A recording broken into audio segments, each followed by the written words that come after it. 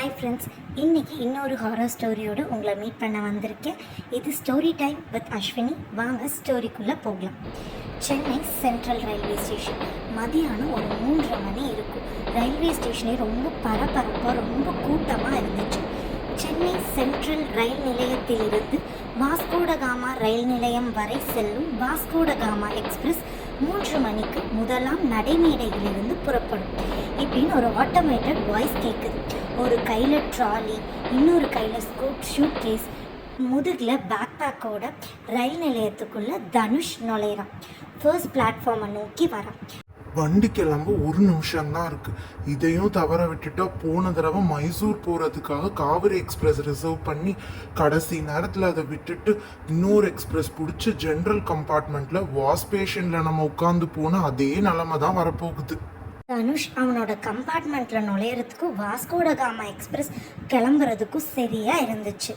தனுஷ் அவனோட சீட்டில் உட்கார்ந்தான். கோவாவுக்கு தனுஷ் போகிறது இது செகண்ட் டைம். அவனுக்கு ஒரு பெரிய நண்பர்கள் கூட்டமே இருக்குது. எல்லாரும் சேர்ந்து வருஷத்துக்கு ஒரு ட்ரிப்பாவது போயிட்டு வந்துடுவாங்க. அது அவங்களோட ஹேபிட். இந்த தடவை திருப்பியும் கோவா போகலாம் அப்படின்னு பிளான். தனுஷ் காருக்கெலாம் ஸ்பேர் பார்ட் சப்ளை பண்ணுற கம்பெனியில் ப்ரொடக்ஷன் இன்ஜினியராக வேலை பார்க்குறான். டெய்லியும் டார்கெட் அச்சீவ் பண்ணுறதே அவனுக்கு ஒரு பெரிய தலைவலியாக இருக்கும். இதில் அவன் மேனேஜர் கிட்ட போய் கோவா ட்ரிப்புக்கு 5 நாள் லீவ் கேட்டால் அவர் நாய் மாதிரி வல்லுன்னு கத்துறாரு. கடைசியில் அவரை மிரட்டி ரிசைன் பண்ணிவிடுவேன்னு சொல்லி 5 டேஸில் 3 டேஸ் லீவ் சாங்ஷன் வாங்கிட்டு இப்போ கோவாவுக்கு போகிறான். எப்பயுமே கோவாவுக்கு அவன் ஃப்ரெண்ட்ஸோட கேங்காக தான் கிளம்புவான். இந்த தடவை அவனுக்கு லீவ் கிடைக்க லேட் ஆனதுனால அவன் ஃப்ரெண்ட்ஸ்லாம் அவனை விட்டுட்டே ஊருக்கு கிளம்பிட்டாங்க 2 டேஸ் முன்னாடியே. கடைசி நிமிஷத்தில் ரயில் டிக்கெட் கிடைக்காம மக்களில் புக் பண்ணி ஒரு வழியாக வண்டியில் ஏறி உட்கார்றதுக்குள்ளே அவனுக்கு அப்பாடான்னு ஆயிடுச்சு. வண்டி அரக்கோணத்தை தாண்டி போயிட்டு இருந்துச்சு. வண்டியில் ரொம்ப கூட்டம் இல்லை. அவனை சுற்றி வர வேண்டியவங்க எல்லாம் வராதனால ஹாயாக காலை நீட்டிட்டு ஜாலியாக புக் படிச்சுட்டு இருந்தான். அப்போ அவனுக்கு ஒரு ரிங் அடிச்சுது. யாருன்னு எடுத்து ஃபோனை பார்த்தான். அவனோட க்ளோஸ் ஃப்ரெண்ட் தீபக். அவன் ஃப்ரெண்ட் தீபக் கிட்ட பேசிட்டு ஃபோனை வச்சான். அதுக்கப்புறம் திங்க் பண்ணால் அவனுக்கு இந்த ட்ரிப்பே எரிச்சலாக இருந்தது. எப்படி 20 ஹார்ஸை நம்ம இந்த ட்ரெயின்லேயே ஓட்டுறதுன்னு யோசிச்சு பார்த்தா அவனுக்கு சுத்தமாக பிடிக்கல.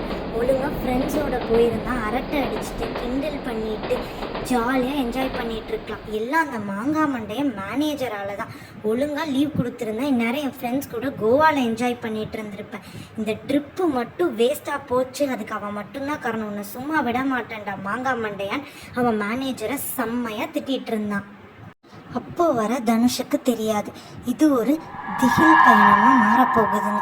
இனிமே தான் வாழ்க்கையிலே மறக்க முடியாத நிறைய தரமான சம்பவம் காத்துட்ருக்கு. திருப்பியும் ஜாலியாக புக் படிச்சுட்டு இருந்தான் தனுஷ். வண்டி அடுத்த ஸ்டேஷனை தாண்டும் போது எல்லாரும் வண்டியில் ஏற ஆரம்பிச்சிட்டாங்க. அப்போ தான் அந்த வயசான பாட்டியை தனுஷ் பார்த்தான்.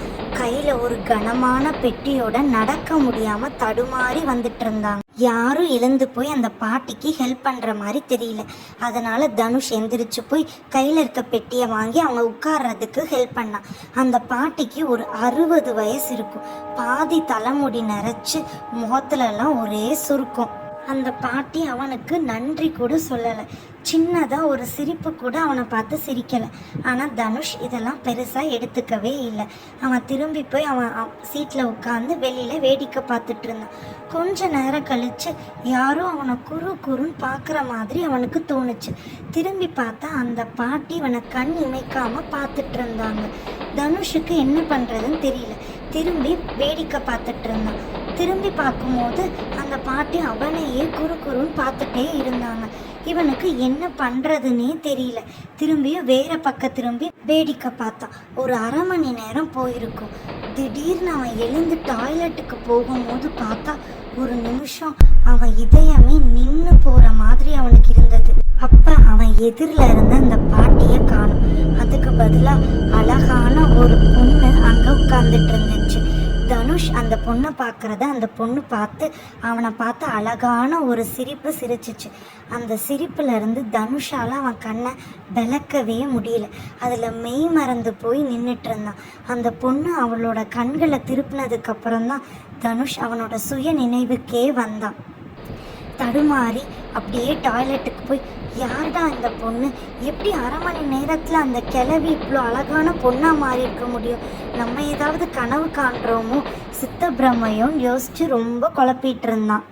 கொஞ்சம் ரிலாக்ஸ்டாக திங்க் பண்ணி பார்த்தான். லாஜிக்கலாக யோசித்து பார்த்தா இதுக்கு ஒரே ஒரு பாசிபிலிட்டி தான் இருக்குது. நாம் புக் படிச்சுட்டு அப்படியே தூங்கியிருக்கணும். அந்த பாட்டிமா போன ஸ்டேஷனில் இறங்கியிருப்பாங்க, இந்த பொண்ணு அதே ஸ்டேஷனில் ஏறி இருக்கும்.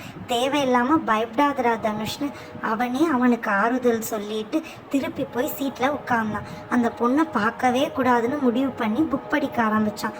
ஆனால் அவனால் சுத்தமாக முடியல. நிமிர்ந்து பார்த்தா அந்த பொண்ணு இவனையே கண்ணிமைக்காமல் பார்த்துட்டு இருந்துச்சு. இவனும் அந்த பொண்ணோட கண்ணில் கட்டுப்பட்ட மாதிரி அந்த பொண்ணையே விடாமல் பார்த்துட்டே இருந்தான்.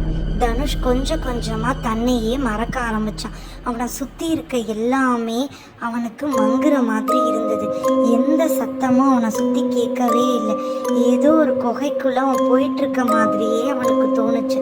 அந்த குகையோட எல்லையில் அந்த பொண்ணோட கண்ணு மட்டும் அவனுக்கு தெரிஞ்சிச்சு. வேற எதுவுமே அவனுக்கு தெரியல. அந்த கண்ணை மட்டுமே பார்த்து அதை நோக்கி போயிட்டே இருந்தான். அது அப்படியே கொஞ்சம் கொஞ்சமாக சிகப்பாக மாற ஆரம்பிச்சது. தனுஷுக்கு இதெல்லாம் ஏதோ கனவுல நடக்கிற மாதிரியே இருந்துச்சு. ஓகே ஃப்ரெண்ட்ஸ், மீதி ஸ்டோரியை நம்ம அடுத்த பாட்டில் பார்க்கலாம். உங்களுக்கு இந்த ஸ்டோரி பிடிச்சிருந்துச்சா இல்லையா அப்படின்றத கமெண்ட்ஸில் மென்ஷன் பண்ணுங்கள். Two subscribe. தேங்க்யூ. பாய்.